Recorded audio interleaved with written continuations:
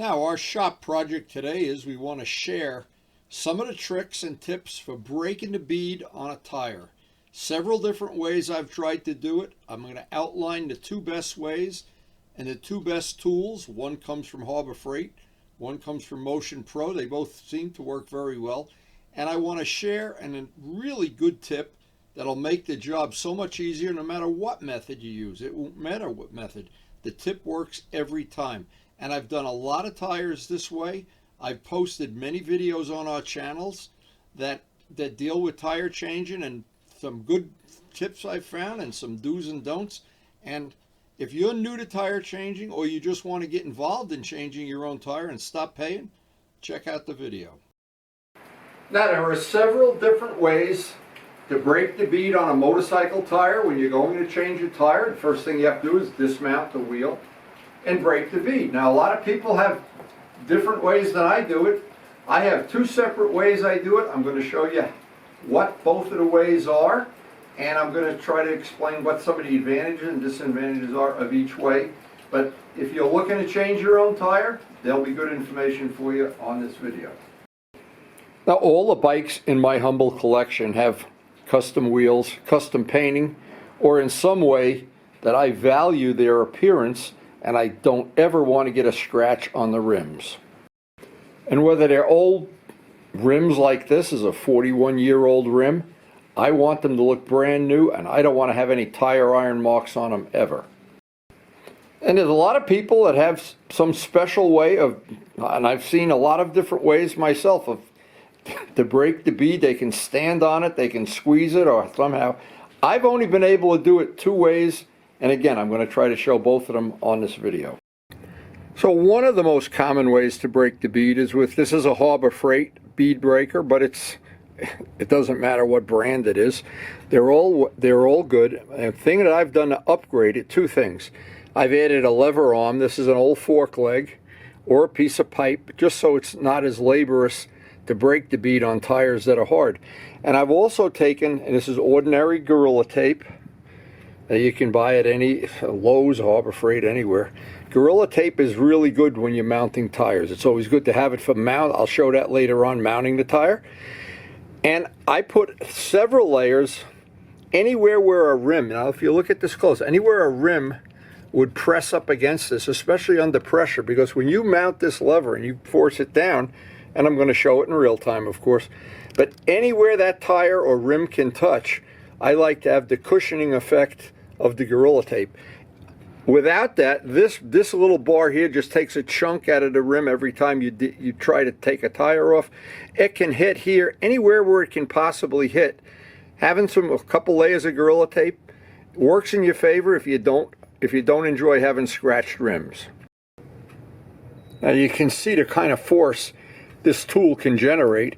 It tears Gorilla Tape up, so each time I would do it, I would put some more there. But there's another way you can do it, and I've seen other people do it the same way, is to just lay an old towel. Anything that's going to protect the rim from hitting something metal, it's definitely in your favor to have something cushioning that, as opposed to just going right up against hard metal. If you want to keep your rims from not getting all scratched, even if they're factory rims, this tool, if it slips a little bit and it doesn't have the protection on it, you wind up taking a chunk out of either your paint or your powder coating. So as I mentioned, Gorilla Tape. Now Gorilla Tape, not to be confused with duct tape. This is much stronger. The glue is much stronger. And for what I'm going to show, to using it to mount tires even, this is far superior than ordinary duct tape. Again, available in Lowe's, Harbor Freight, Home Depot. Now the Motion Pro bead breaker. This is about a $50 tool. The Harbor Freight bead breaker is roughly a $30 tool. Maybe the prices have gone up in the last year or so. This is a tool, and I've shown, and I'm going to show again, how convenient and easy it is to use this. But there are still some tricks when you want to break the bead easily, and I'll show every one of them that I know will help you if you're new to changing your own tire. Now the best trick you can pick up from the video is the putting the Simple Green or Windex or soapy water, something that's penetrating, all of these products are, And they're a big help if you can get some of this as you break the bead to go down in, so that the bead pops off rather than going back in place in between. Especially with the Motion Pro one, these make the job, any kind of soapy water product, make it a lot easier. And once you do it that way, you'll see why. Now, when I first got the Harbor Freight bead breaker, I was doing an FZR rim, and I didn't realize how rough that was on, even on an unpainted wheel.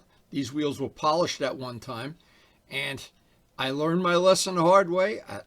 I wanted to show this right up front and personal. I learned the hard way that that bead breaker can damage a wheel if you're not careful. I then experimented with the towels. That was a little bit better. And then finally with the Gorilla Tape that I just showed. Now, learning your lesson the hard way usually means you're going to learn it for good. You're not going to have to go back and learn it over again. But again, I didn't have the long handle on it. That was a modification worth making. And you really had to struggle at some point in time. But the big thing I didn't like about this, without the Gorilla Tape and without a towel, it tended to really gouge up wheels. Even on these are just polished aluminum wheels. They're not painted or powder coated. So the thing that has worked really well for me, and it's worked on the last couple of tires that I've mounted, first off, the Motion Pro tool is an excellent tool. It works exactly as advertised. But every video I've seen so far, even the factory ones or ones that are done by total professionals that use this tool probably every day, they usually have to break the bead from several spots, like 2 o'clock, 3 o'clock, 4 o'clock. And as I look back on my older videos, I noticed, whoa, that's exactly what I had to do. Because before I made them, I looked at the videos, and I think Motion Pro is the one that sponsors them, and they show how they use it, but they always have to go around the tire, around the tire, around the tire. And I found that to be, well, it's time consuming. It's not a real saving. Now, when I stumbled upon this, and believe me, I stumbled upon this, and what I did the first time, I said, there's a tip worth its weight in gold. There's something worth sharing right there. There's something that I want to share with my friends that I share these videos with on YouTube, and with the motorcycling world at large. Now, this tip may work on cars too. I don't know. But it works really good on motorcycle tires. So this tip would tentatively save, 10, 15 minutes every time you change a tire out.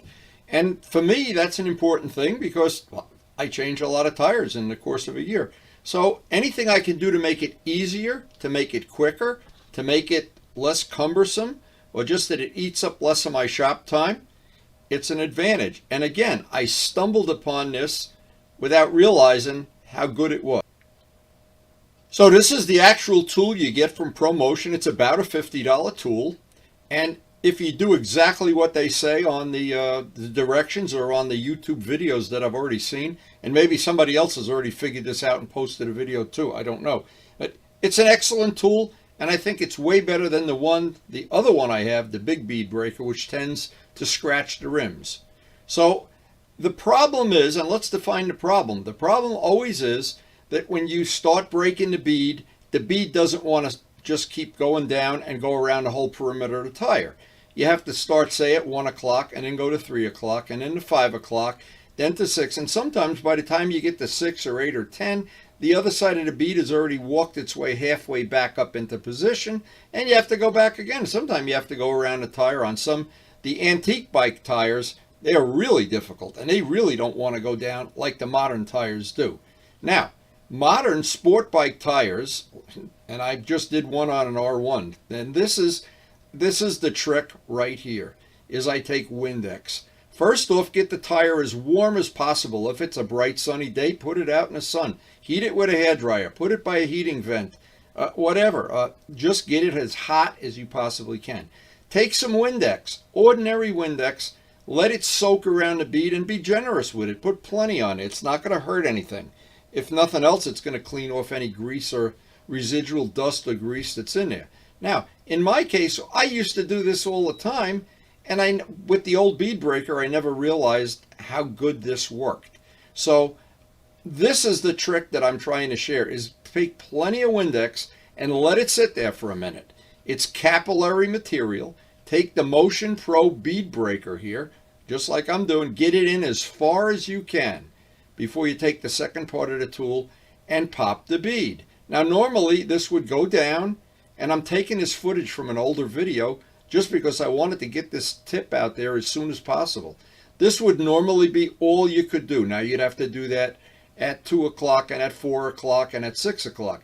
But if you just hold it there now with the Windex, and I've done this more than once and it's worked perfectly, so I'm hoping it works for you just as well. That Windex is capillary. That means it's going right in there. Now watch, this is without any camera cuts or any tomfoolery.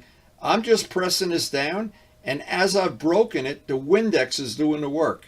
The Windex is letting that just pop right down. And I was surprised. I didn't know how well this would work until I actually did it, and I was shocked. Now, it goes without saying, when you do the other side, everything is exactly the same. Now, just to mention that on my channel, which has over 2,000 videos, I have done tire changing with every possible way I could try. I have tried to share the zip tie method, the Gorilla Tape method, the method of using spoons, every possible trick I could find. But this trick right here seems to be one of the best. Now, and I just can't believe how well it works. Now, I'm hoping I didn't just have a lucky day here or something. But that Windex, now there may be even better fluid, that something that has more capillary action. I don't know. I know if the tire is warm, it's definitely better. So between the heat and the Windex, I'm breaking a bead here with my bare hands, and it worked perfectly. I just can't explain how well that worked. I was amazed. While we're doing Motion Pro stuff, the Motion Pro rim protectors work great. I've had really good luck using them. And again, my motive here, the reason for not using a tire machine is not what you think. I have all custom painted rims that I've painted and hand buffed most of them, and I don't want to scratch them, and I don't want to be doing touch-up paint. I want to have them as pristine as possible. Now, once that bead is broken from this point on and you have the Motion Pro, you can use the spoons to pop the tire. There's nothing different about that. That's on many of the videos. Now, to look up any of these other tire changing videos, you put my name, and I'll put that up on the screen at the end of the video, and then put tire changing. And those videos will come right up to the top of the 2,000. And we have changed the many ways. I have friends that have tire changing machines, and this is another good tool, the dog bone tool, which is shown on other videos. I didn't want to turn this into an overly long video, but I did want to share that tip.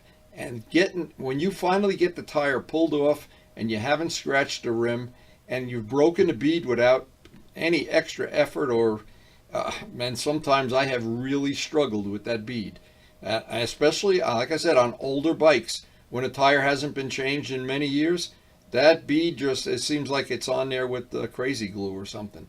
But we were able to get these off, and if you look back over the channel, there's a lot of good information. So just a couple of good random tips to think about. Whenever you work on tires, it doesn't matter whether you're taking tires off, putting them on, whatever. It's the more warm you can make them, the better. And if you live in a cold weather climate like I do, sometimes you have to resort to something like this. I made a tire warming box with about a $20 piece of insulation and a heat lamp. That worked real well for many years. And when I have to do one in the winter, I try to do them in the summer and just leave the tire out in the sun on a black rug or a black mat. But if all else fails, this is the nuclear option. You can heat a tire.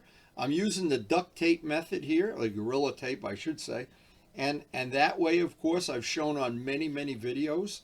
And anything you can do to warm up the tire, even at this point here, when you have a Motion Pro, the little rim protector, it makes it so much easier if the tire is warm. And especially when you go to mount the new tire back, and whether you use, in some cases, soapy water, Dawn, or the tire lube, the big thing is the heat. And if you want to get the tire on with no tools, the whole trick is get it warm. Now, just for general information, tires are not all the same. There's soft carcass tires like Michelin's, and there's hard carcass tires like Pirelli Angels and Dunlops. And the hard carcass tires are a little bit more difficult to mount. A little bit, sometimes you have to force them down.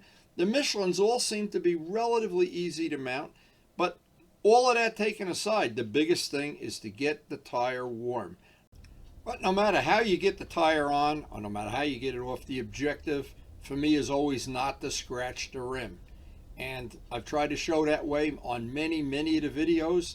You can search the channel for tire changing and bead breaking and whatever. We've tried to show it all. We've tried to share it all. We've learned a lot of stuff along the way, like the Windex trick that I never get sick of showing people.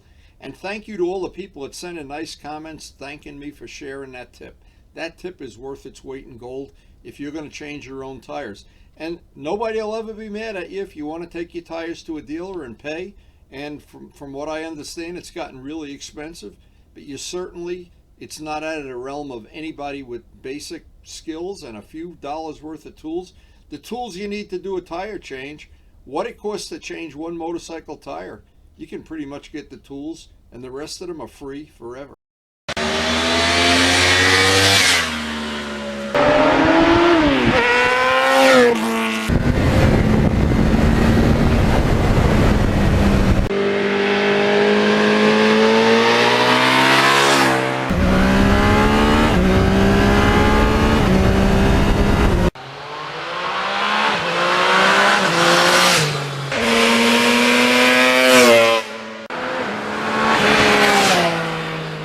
Thanks so much for watching.